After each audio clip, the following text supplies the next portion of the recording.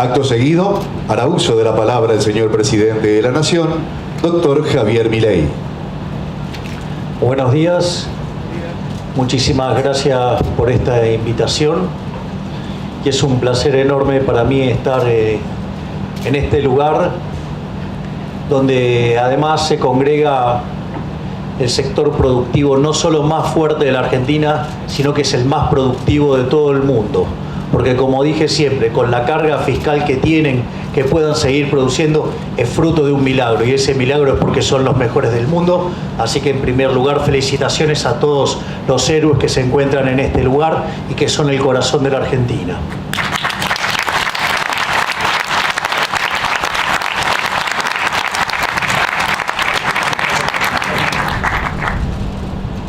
Lo que voy a tratar de contar hoy es hacer una pequeña semblanza de lo que hemos recibido como herencia para que se pueda entender qué es lo que estamos haciendo y una vez que tenemos claro esto es contarles hacia dónde vamos.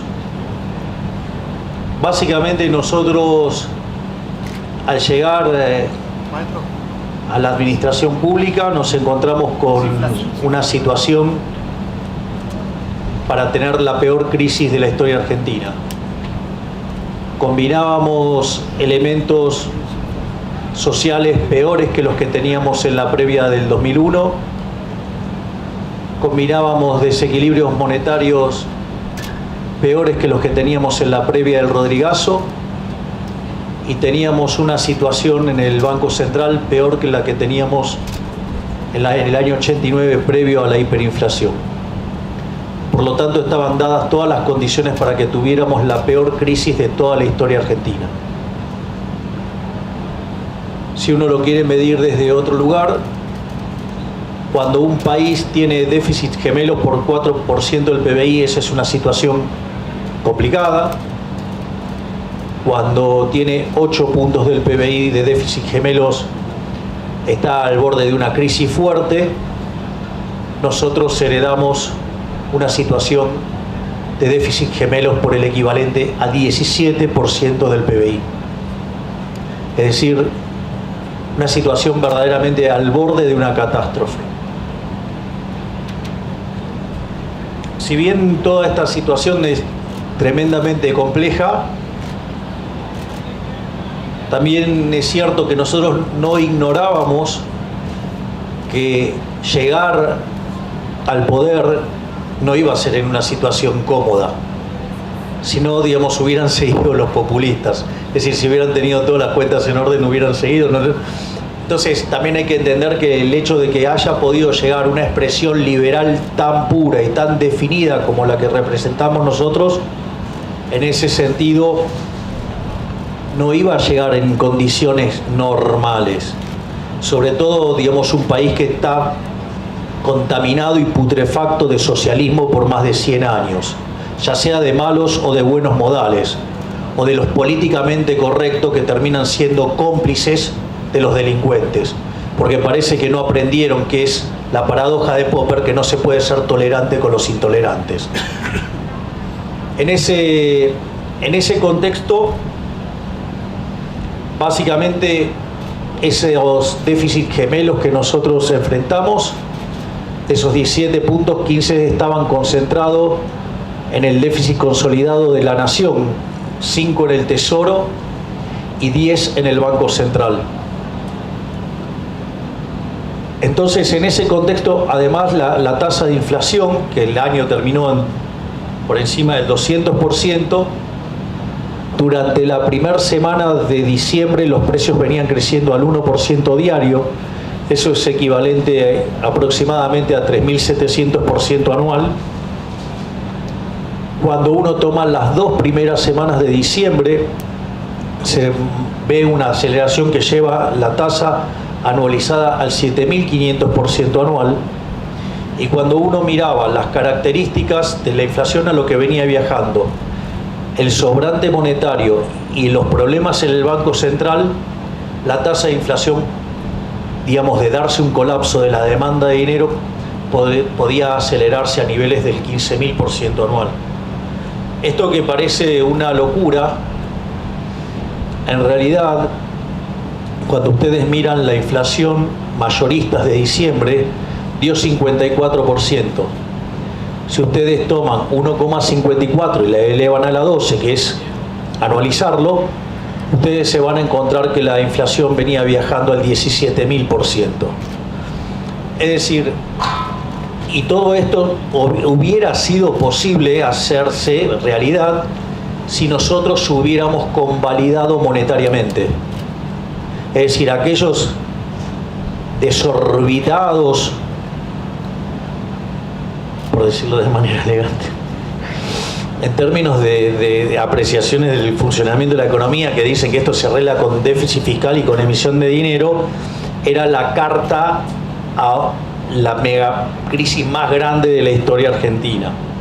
Es decir, hubiéramos no solo ido a una hiperinflación brutal, sino que además hubiéramos llegado a niveles de pobreza en torno al 95%, con lo cual imagínense qué sería de este país en este momento. Por lo tanto, la única forma que ustedes tenían de parar esto era cortando de cuajo la emisión monetaria. En ese sentido, si ustedes se fijan, si bien era muy grande el problema que teníamos en el Tesoro, con 5 puntos de déficit fiscal, mucho más grave era el problema que teníamos adentro del Banco Central, que son 10 puntos de déficit fiscal. En ese sentido, nosotros más bien lanzamos un programa de estabilización hiperortodoxo, donde básicamente lo que hacemos es atacar la cuestión fiscal haciendo un ajuste fiscal cuyo objetivo era llegar al déficit cero a fin de año, sanear el Banco Central y sincerar el mercado de cambios, donde la brecha estaba en torno al 200%. En ese sentido, nosotros empezamos un conjunto de recortes muy fuertes. Básicamente echamos a 50.000 empleados públicos, dimos de baja 200.000 programas sociales que se habían entregado de manera irregular, cortamos de cuajo la obra pública, cortamos de cuajo las transferencias discrecionales a las provincias, es decir, y obviamente que también hubo licuación, eso es obvio que hubo licuación. Y por otro lado empezamos el saneamiento del Banco Central. Nosotros recibimos el gobierno con 11.500 millones de dólares negativos en términos de reservas netas, y el sinceramiento cambiario que hicimos hace que hoy nosotros tengamos 9.000 millones de dólares comprados desde que iniciamos la gestión. No solo eso, sino que además ese objetivo que nosotros teníamos de alcanzar el déficit cero, pero déficit cero en serio, en términos financieros, que pensábamos alcanzarlo hacia fin de año, cuando empezamos a ver cómo venían evolucionando los números, en ese contexto vemos que podíamos llegar al equilibrio primario en enero y al equilibrio financiero en el mes de marzo. Eso a nosotros nos daba una seguridad muy importante y nos daba mucha confianza. Piensen que Argentina desde los últimos 113 años tuvo déficit fiscal en 113. De las 22 crisis que tuvo, 20 tienen origen fiscal. Por lo tanto, digamos, el eje central del problema que había que atacar era el tema del déficit fiscal, que después lo voy a abordar desde otro lugar.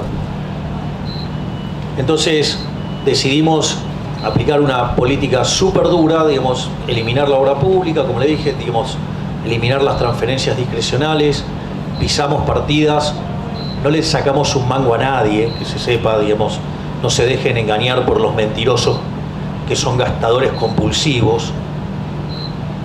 Y en ese contexto, ¿por qué es importante el déficit cero? Porque el déficit cero implica que yo no voy a tomar más deuda, es decir, solamente tengo que rolearla. Ahora, si la deuda entonces no me va a crecer más, con que el producto no caiga, eso me deja constante la relación deuda-producto. Entonces, si la relación deuda-producto queda constante o cae, el país pasa a ser solvente. Es una forma de asegurar de manera profunda la solvencia intertemporal. Y eso, además, después redunda en bajas de la tasa de interés porque cae el riesgo país, y eso hace que cada vez haya más espacio, ya sea o para gastar, no es mi caso, pero sí para bajar impuestos. Entonces, en ese contexto, lo que nos sorprendió es que alcanzamos el resultado positivo en términos financieros en el primer mes. Y eso además fue elogiado por el fondo, porque no es que no solo nunca pasó en Argentina, no pasó nunca en el mundo. No hay nadie que haya hecho un ajuste fiscal de 5 o 6 puntos del PBI en un mes. Yo sé que después muchos agarran, dicen sí, es fácil, pero somos nosotros los que pusimos lo que había que poner para hacerlo.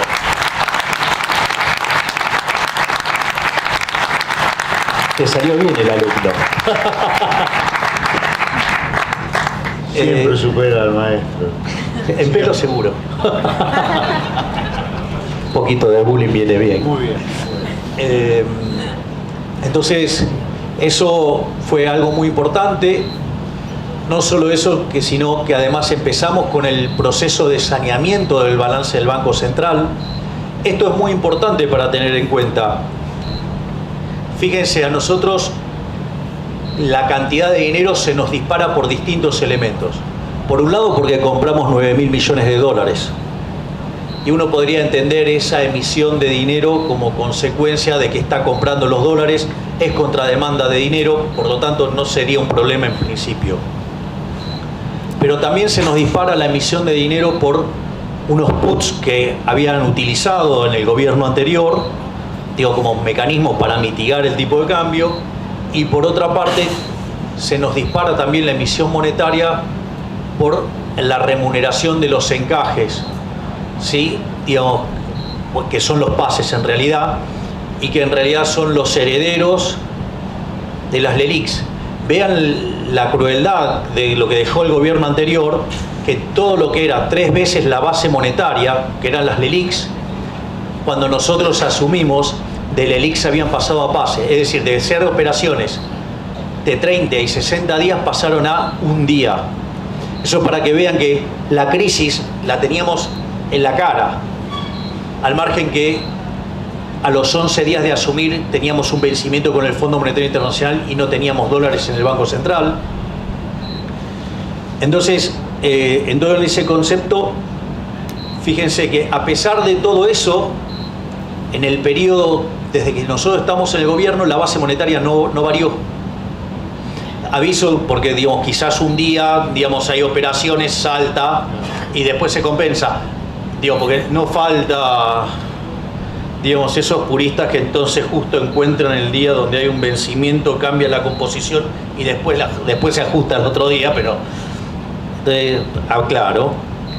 Entonces, la base monetaria está clavada en 10 billones, pero ¿qué es lo importante de todo esto? Porque absorbemos vía el fisco y absorbemos vía el BOPREAL. Que dicho sea de paso, el gobierno anterior nos dejó cerca de 50.000 millones de dólares de deuda con importadores que paralizaba las importaciones, ¿no? Y lindo negocio que se habrán hecho con la CIRA, ¿no? Porque compraban al oficial cosas que si lo hubieran hecho al paralelo les costaba bastante más caro. Entonces, en ese sentido, lo que a nosotros nos sucede es que ahora, bajo esta situación donde por vía del fisco y por vía de BOPREAL absorbemos dinero y dejamos constante la cantidad de dinero, significa que nosotros seguimos teniendo los mismos pasivos monetarios en términos de base monetaria, pero sucede que ahora tenemos 9.000 millones de dólares más. Por lo tanto, ustedes lo que ven es que el sistema está muchísimo más sano. Es decir, ahora esos 10 billones tienen como contrapartida 9.000 millones de dólares que hemos comprado. La consecuencia de este conjunto de medidas se tradujo en una fuerte caída de la inflación. Si ustedes recuerdan los números que le estábamos pasando, cuando estábamos en la tercera semana se había acumulado 30% de inflación ya. Digo, cuando uno mira los indicadores de alta frecuencia ve eso. Por lo tanto, a mí en un fin de semana me hace una nota Gabriel Anelo y me dice, ¿qué pasa si da 30? Y le dice, da 30 es un numerazo porque significaba que la última semana la inflación había dejado de correr. Y la realidad es que cuando terminó dando 25 fue la verdad que verdaderamente un éxito, porque significa que además los precios se habían retrotraído a la segunda semana. Después, digo, con los problemas de la estacionalidad de enero, si hubiera dado 25 era un buen dato, y dio 20. Y todo pareciera indicar que este mes, a pesar de la suba de las prepagas, a pesar de la suba de tarifas, a pesar de todas estas cuestiones, parece que va a estar en torno al 15% según el consenso de mercado. Es decir, que el proceso de desinflación sigue fuerte, que si ustedes toman la inflación sin mirar los regulados, la inflación de hecho está viajando al 10, si toman alimentos está al 9, es decir, hay un claro proceso de desaceleración inflacionaria.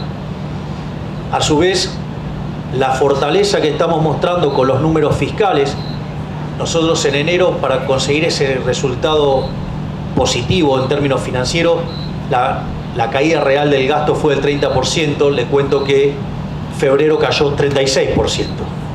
Es decir, que el ajuste fiscal sigue. Es decir, tiene motosierra y tiene licuadora. Pero les digo algo, la licuadora también es un paso para que, si eso ustedes lo sostienen de largo, también se convierte en motosierra. Entonces, en ese contexto, lo que ha pasado es que después de mucho tiempo el riesgo país cayó a niveles de 1500. La brecha ha desaparecido por completo. Si ustedes toman el tipo de cambio importador y le aplican el impuesto país, les da un tipo de cambio cercano al 1050, y cuando toman los números de ayer era 9.95 y 1015, o sea que ha desaparecido la brecha. Y cuando si ustedes recuerdan, en algún momento se empezaba a cuestionar que había que cambiar la política monetaria, que había que cambiar el crawling peg, y sin embargo hoy tienen toda la curva de futuros alineadas con la política monetaria planteada por el Banco Central. Por lo tanto, o sea, el proceso de estabilización está funcionando muy fuertemente, y una de las cosas que sucede es que, esto es importante, la inflación es siempre y en todo lugar un fenómeno monetario que se genera por un exceso de oferta de dinero. Esto es, o porque sube la oferta o porque cae la demanda, pasan las dos cosas a la vez, y eso hace que todos los precios expresados en unidades monetarias suban. Como el dólar es un precio más de la economía, pero es además un activo financiero, sube primero. No existe eso del pass-through, no existe, digo, esos son abusos de la matemática. En realidad, lo que está es la pérdida de poder adquisitivo del dinero, y si muchos economistas, en lugar de estudiar tanto keynesianismo, hubieran estudiado el efecto Hume-Cantillon, sabrían que suben de acuerdo a distintas etapas. Entonces, básicamente, lo que ustedes tienen es que eso es el efecto de que es un activo financiero y pica primero. Y esto es muy importante, porque esto quiere decir que en algún momento los precios nos vamos a encontrar con que la tasa de inflación se va a derrumbar. Es decir, en algún momento la inflación se va a derrumbar. ¿Y dónde está el sentido de esto? Bueno, miren, si ustedes miran la base monetaria a lo largo del siglo XXI, eso les da un promedio de 9% del PBI. Hoy la base monetaria es 3. Es decir, y si ustedes tomaran la amplia, es 9. Es decir, pero para ir a la amplia se tendría que dar una situación de corrida donde todo el mundo quisiera salir del... Y la realidad es que el tamaño del sistema financiero es muy chico, digamos, el préstamo al sector privado no financiero es 4% del PBI. Y cuando ustedes toman los depósitos, la gran mayoría de las cuentas vinculadas a los depósitos tienen que ver o con los sueldos o con el working capital de las empresas. Con lo cual no hay mucho rango para corridas y nada por el estilo. Es decir, entonces lo que estaba contando era cómo las variables financieras estaban repercutiendo positivamente. Hemos presenciado un desplome del riesgo país entrando en la banda de los 1.500 puntos básicos. Hemos llegado a tocar niveles como los que en algún momento había tenido el gobierno de Macri. Los bonos habían estado cerca de $50. La curva de futuro del dólar está en línea con la política monetaria llevada a cabo por el Banco Central. Y todo eso, digamos, además se manifestó en una tremenda caída en el precio del dólar, motivo por lo cual todo esto está anticipando que hay luz al final del camino y que en algún momento la tasa de inflación se va a empezar a desplomar. Más o menos el consenso del mercado es que el mes de febrero haya cerrado en torno al 15%, lo cual implica otra caída de 5 puntos respecto al mes anterior, pero que cuando ustedes limpian los efectos de aumento de tarifa y prepagas y demás correcciones de precios que estaban profundamente atrasados durante el kirchnerismo, ustedes ven que, por ejemplo, la inflación por distintas medidas está en torno al 10% y además cuando miran alimentos está en torno al 9%, es decir que el proceso de baja de la inflación sigue ocurriendo fuertemente. Al mismo tiempo, si bien nosotros estamos haciendo un ajuste muy fuerte, también es cierto que lo hacemos sin descuidar las partidas sociales. Y en ese sentido nosotros hemos duplicado la tarjeta alimentar, hemos duplicado la asignación universal por hijo, hemos duplicado los mecanismos de asistencia a las madres, pero sobre todas las cosas hemos multiplicado por 4 la partida de asistencia para los chicos que van al colegio, que es un programa que le llega a 7.300.000 chicos para que puedan tener los útiles. Y no solo eso, sino que para aquellas familias que no puedan pagar la cuota del colegio, generamos unos mecanismos para que se le pueda dar financiamiento.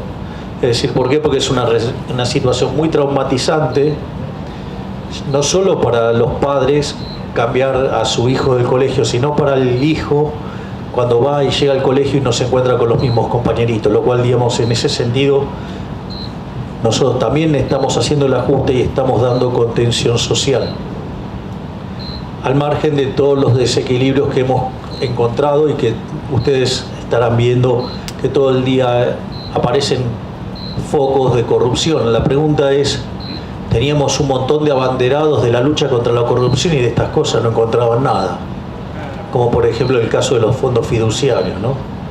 O digo, las cosas que pasan con los bolsones de comida o con lo que pasa con aquellas personas que, por ejemplo, cobran planes sociales y se van en avión y se van en barco al exterior. Digo, cosas verdaderamente insultantes, o lo que está pasando con el tema de los seguros. En definitiva, muchos proclaman, digamos, bajar la corrupción, pero no han hecho nada. Digamos, de vuelta, los que lo estamos haciendo somos nosotros. Y debe ser por eso que también está tan, digamos, tan nerviosa la casta.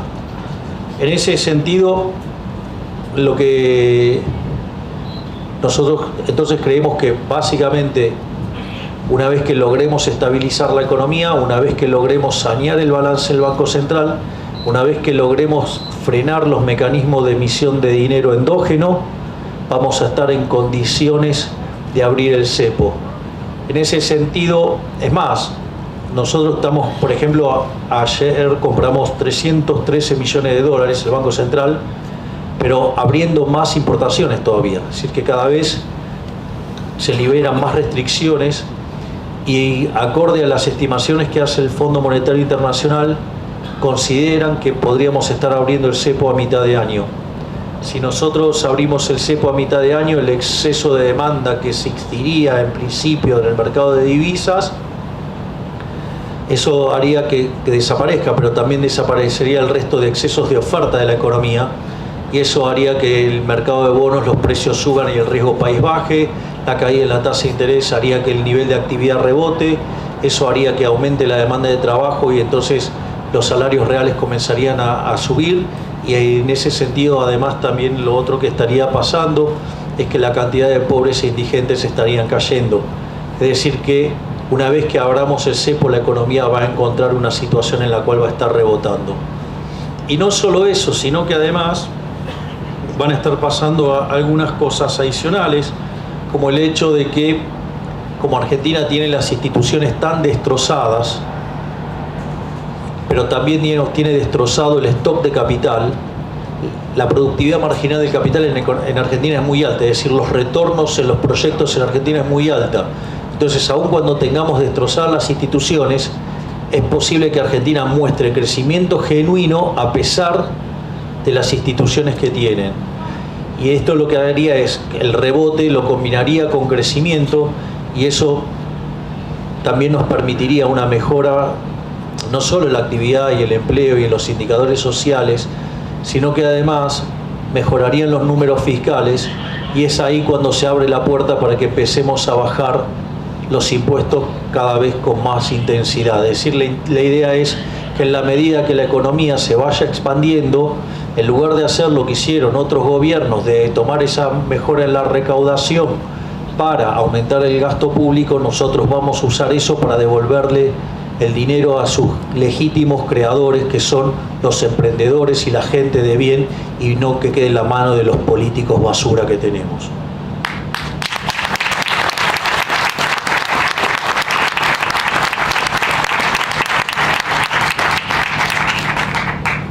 Por otra parte, otra cosa que es muy importante desde mi punto de vista es lo que propusimos en materia de reformas estructurales.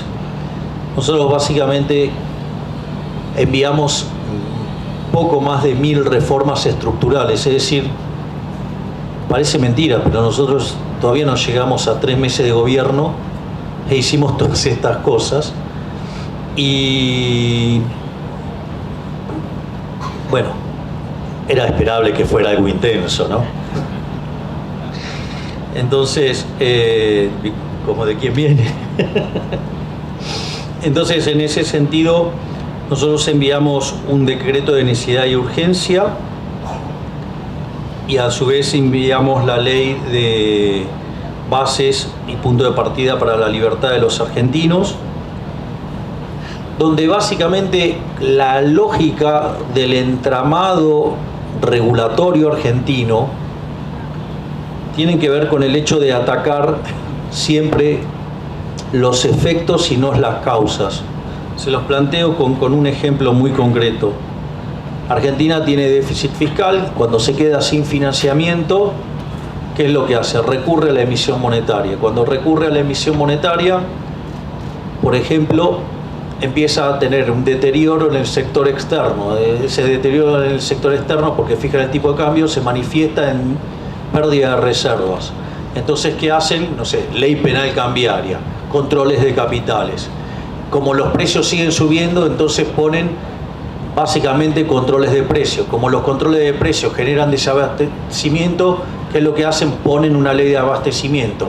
Es decir, si ustedes se fijan, hay un montón de controles donde, si ustedes rastrean el origen, siempre es el mismo, que es el déficit fiscal, y que uno lo puede financiar de 3 maneras distintas. Lo puede financiar con endeudamiento, y después Argentina termina siendo el máximo defaulteador serial de la historia moderna, o lo financia con emisión monetaria y terminamos quitándole 13 ceros a la moneda, le podríamos quitar 3 más, destrozando 5 signos monetarios, ¿sí? O con subir los impuestos y tener la presión fiscal formal más alta del mundo y hacer que el país sea inviable.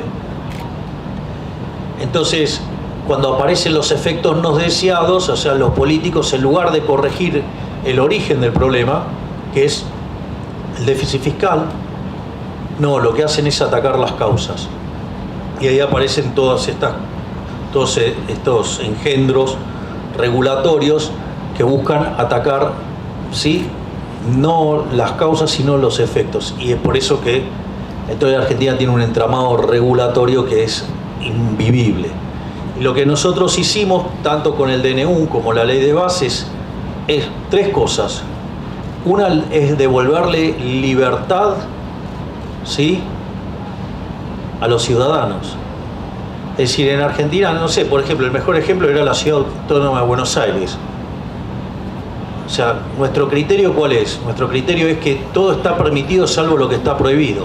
Bueno, cuando ustedes iban a la Ciudad Autónoma de Buenos Aires, ¿sí?, en realidad todo estaba prohibido salvo lo que le permitía el burócrata.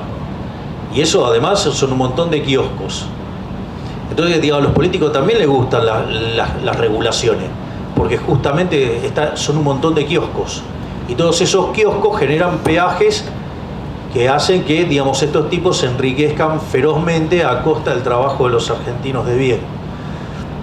Entonces, lo otro que nosotros propusimos es ir hacia mercados más competitivos. Es decir, no cambios de estructura de mercado que sean pro empresa, porque el fascismo también es pro empresa.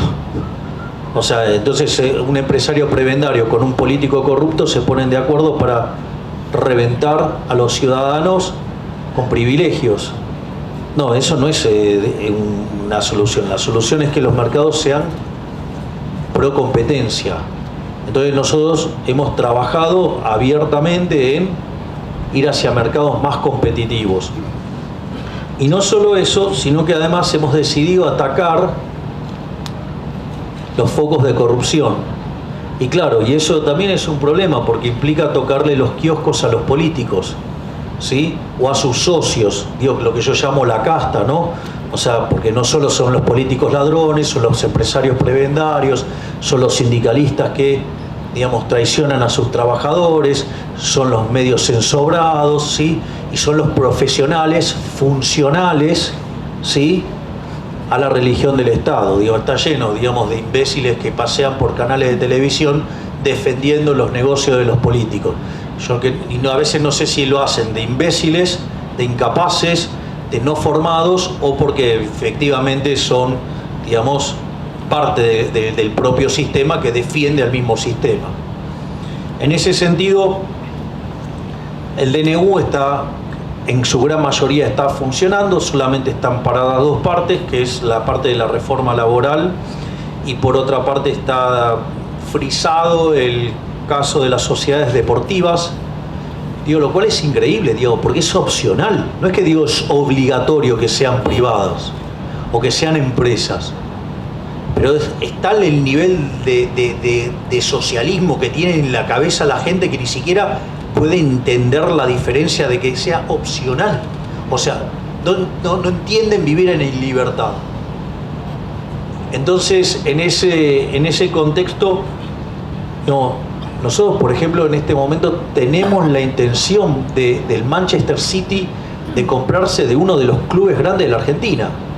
O sea, haciendo inversiones monumentales y sin embargo, digamos, está todo parado. Y porque además, digamos, también los clubes que son cuasi empresas, pero están, digamos, o sea, veladas, todos tienen miedo porque después, si no, el referee le cobra en contra. Todo un sistema de corrupción tremendo. Y por otro lado, es muy interesante lo que pasó con la ley bases. Nosotros ahí hubo algunas etapas. Tanto el DNU como la ley bases no afectan a la coyuntura, lo que afectan es a la tasa de crecimiento a largo plazo. Es decir, en lugar de tardar, no sé, 35 años en duplicar el PBI per cápita, lo podemos duplicar en 7. Digo, lo cual no es menor en términos de bienestar para los argentinos, al margen de la transición que puede haber fuerte expansión del PBI porque suma el rebote con el crecimiento por bajos niveles de capital que implican alta productividad marginal. Entonces, en ese sentido, esos dos instrumentos lo que hace es levantar la tasa de crecimiento de largo plazo. Y lo que nos pasó es que nosotros, teniendo conciencia del problema fiscal que tenían las provincias, nosotros, como un gesto de buena voluntad, a la ley bases le metimos un elemento de coyuntura que era el capítulo 4, que era el capítulo en el cual nosotros le ofrecíamos a la provincia arreglarles el problema. Las provincias no leyeron bien ese acto de buena voluntad, lo entendieron como un acto de debilidad política, y como consecuencia de ello, no solo que se estaban quedando con un punto del PBI que le arreglaba el problema fiscal, sino que además quisieron quedarse con un punto adicional del PBI, sacándoselo a Nación, obviamente, y entonces proclamaban, sí, el déficit cero, pero gastando más. Era verdaderamente obsceno el planteo. Y además se pusieron a tocar con partidas de gasto público que, digamos, recaen sobre Nación, que nos dinamitaban las finanzas públicas. Consecuentemente, si nosotros manteníamos el capítulo 4 así, nos estrellábamos a los 6 meses. Como consecuencia de ello, digamos, de esos abusos que cometieron y ese error de visión que tuvieron, nuestra respuesta fue: sacamos el capítulo 4. Y naturalmente que cuando sacamos el capítulo 4, Caputo no es que fue a premiarlos. Dijo, bueno, ahora el ajuste lo van a tener que hacer ustedes solos. Entonces esa primer lectura estúpida que hizo el Círculo Rojo de que nosotros habíamos perdido, miren cómo ahora todas las provincias están, digamos, deseosas de arreglar el capítulo 4. Porque tienen que ajustar y no quieren ajustar. Y hemos tenido varios episodios donde muestran que tienen que ajustar y no quieren ajustar. Entonces, ahora se ve quién verdaderamente perdió con eso. Pero no solo eso, sino que además cuando entramos en la ley base, donde nosotros, de los cerca de 700 artículos, terminaron quedando como 550, para los que dicen que nosotros somos absolutamente inflexibles.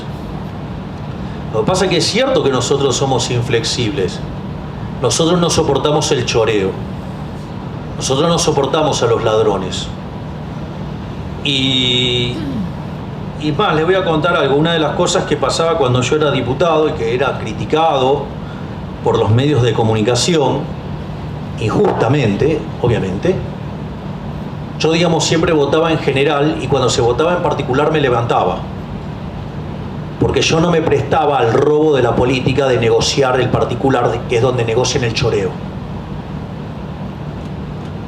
Y en ese sentido, lo más hermoso que pasó con la ley bases es que en un momento se pusieron a discutir los fondos fiduciarios, que ahora todos se dan cuenta que eran todas cajas negras de donde roban violentamente.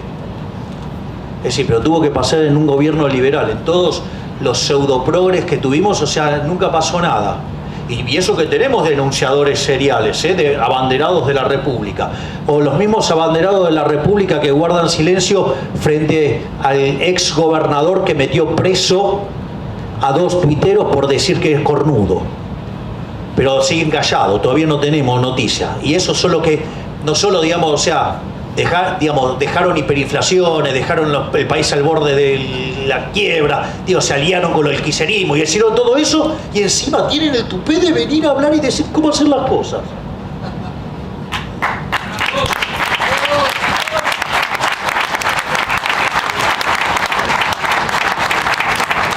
O sea, hay un republicanismo bastante raro en Argentina. Y en ese sentido, Cuando apareció la discusión de los fondos fiduciarios explotó toda la porquería. Y de vuelta, digamos, como gran parte del círculo rojo no la ve, ya sea o porque tiene intereses cruzados con el gobierno o no le gustan los liberales o lo que fuera, vendieron de que era una derrota. De vuelta no entendieron nada. Cuando yo decido levantar la ley base desde Israel, ahí el punto central es el siguiente: los dejé de manifiesto. Es decir, quedaron todos los ladrones a la vista. Porque por los orcos no me voy a preocupar por los orcos, porque los orcos son orcos y son incorregibles. Pero por lo menos son delincuentes que no se ocultan, no pretenden ser tratados como señores, porque saben que son delincuentes y no les molesta mostrarse como delincuentes. El problema son los delincuentes de guantes blancos que pretenden ser tratados como señores y no lo son, y que se muestran como abanderados del cambio, pero cuando llega el tema de la guita, ahí dejan de ser los señores que son. Eso saltó con fuerza, y la realidad es que para tener una ley, digamos, que tiene un lindo el título, pero la vaciaron de contenido porque empezaron a mantener sus privilegios, se pusieron a defender sus choreos, yo preferí levantarla. ¿Y qué es lo mejor de todo esto? Quedaron en evidencia. Digo, me encanta porque, digo, desde los medios de comunicación se pasaron escrachándome a mí con que voté en algo o no voté en algo. Ahora sucede que cuando nosotros mostramos lo que votaron todos estos delincuentes, traidores, mentirosos, a eso era fascismo. Porque si las votaciones son públicas. Si me permite, señor presidente, un agregado de lo que usted dice. De los incisos más votados negativamente en esa sesión, los dos incisos más votados negativamente fueron el de los fondos fiduciarios y la posibilidad de que el gobierno nacional privatizara empresas públicas. Más claro le echan agua, ¿no? Es decir, porque las empresas públicas son aguantaderos, ¿sí?, de la política, la usan como caja de la política, digamos, y la llenan de empleados. O por ejemplo, ahora, digamos, están llorando por Telam. Hay un delincuente que dice, ay, cierra Telam, como si fuera importante en términos de gasto público. Yo diría, si no es importante, ¿por qué no la pone de la de él? No, la de él no. Ese mismo delincuente, ¿sí?, dice que en realidad habría que hacerla eficiente. Todo estatista que los quiere robar habla de la eficiencia que tendrían que tener las empresas del Estado. Mire, hay un libro de Milton Friedman con Rose Director, o sea, con la que fue su mujer, después, que se llama Libres para elegir. Entonces tiene un capítulo donde habla del gasto público y dice las 4 formas de gastar. Usted puede gastar su dinero en usted o en otros, y puede gastar el dinero de otros en usted o en otros. Entonces dice, cuando usted gasta el dinero de uno mismo en uno mismo, y bueno, digamos, sabe qué quiere gastar, sabe, digamos, lo que le costó gastarlo, usted maximiza el beneficio, o sea, la cuida rajatabla. Ahora usted puede gastar el dinero suyo en otros. Bueno, es cuando hace regalos. Trata de quedar bien con lo menos posible, minimiza el costo. La otra es gastarla de otros en uno. Y bueno, ahí, digamos, comen en el restaurante más caro, toman. Digo, o por ejemplo, se gastan un palo verde por mes yendo en helicóptero a todos lados, el que yo no uso. Por ejemplo, uno de los tantos ahorros. Podés contar, digamos, la calidad de la comida. No, porque en la administración anterior, en donde estoy viviendo, se almorzaba y cenaba con champán Cristal todos los días. Digo, si vienen a la quinta, no lo voy a recibir así. Lo único que les puedo ofrecer lo único exótico que les voy a ofrecer es que les puedo, compartir el kéter que tomo en Shabbat, nada más. Kéter es un jugo de uva que se toma en Shabbat. para los que no tomamos alcohol. Después, entonces entonces, ¿cuál es la peor forma de gastar? Y la de otros en otro, que es lo que hace el Estado. Por lo tanto, nada de lo que pueda hacer el Estado lo puede hacer bien. Aparte, digo, por lo tanto, o sea, nada que haga el Estado lo va a hacer bien. Pero además, si yo digo, ahora supongamos que, no sé, por algún milagro en algún lugar del mundo existiera ese caso donde funciona eficientemente, que es lo que defienden estos estatistas, bueno, al menos no es el caso argentino. O sea, eso en Argentina no se verificó en ningún caso. Y después, este mismo delincuente criticó el tema de la forma en la cual se cerró. Entonces, ¿ustedes se imaginan esa propuesta de dejar abierto el edificio de Telam y que tomen el edificio? Es decir, no solo que es una violación a la propiedad, sino que además, o sea, hubieran estado todos parapetados ahí adentro, hubiera sido un problema enorme. Por lo tanto, digamos, o sea, sí, junto con la ministra de Seguridad, el día domingo a las 10 de la mañana, si quieren, en la Quinta de Olivos, una de las cosas que decidimos era que sí, íbamos a llenar de vallas, íbamos a poner la policía y no iba a poder entrar nadie. Y les digo más, existía la posibilidad de que hubiera conflicto físico. Y la idea era, avancemos también con eso. Y a los que hagan lío los vamos a meter presos. Porque en realidad los que iban a hacer lío no eran los periodistas. Porque les cuento que dentro del staff de Telam hay 100 barras bravas. Con lo cual qué lindo sería, digamos, cosa que tenemos, mostrarles los 100 prontuarios de esos barra bravas. Para que vengan y me defiendan, digamos, a Telam. Y otra cosa más. Es decir, era, digamos, tanto cuando existe pauta como cuando existen medios públicos, terminan siendo mecanismos de propaganda. Es decir, están usando la plata de los pagadores de impuestos para hacer propaganda, lo cual es aberrante también. Entonces, en ese sentido, al margen de que persiguen al que piensa distinto. Por lo tanto, ahí tienen otro de los casos, o digamos, el INADI como mecanismo de policía del pensamiento, digamos, otra de las cosas que hicimos, arrancamos con 18 ministerios, lo llevamos a 8, bajamos a la mitad la cantidad de direcciones, secretarías, es decir, vaya que hay motosierra de lo lindo. Por lo tanto, nosotros ahora lo que fue el discurso del 1 de marzo, básicamente lo que hicimos es plantearle a la casta, digo, que revele si es casta o no. Es decir, si quieren conflicto, le vamos a dar conflicto.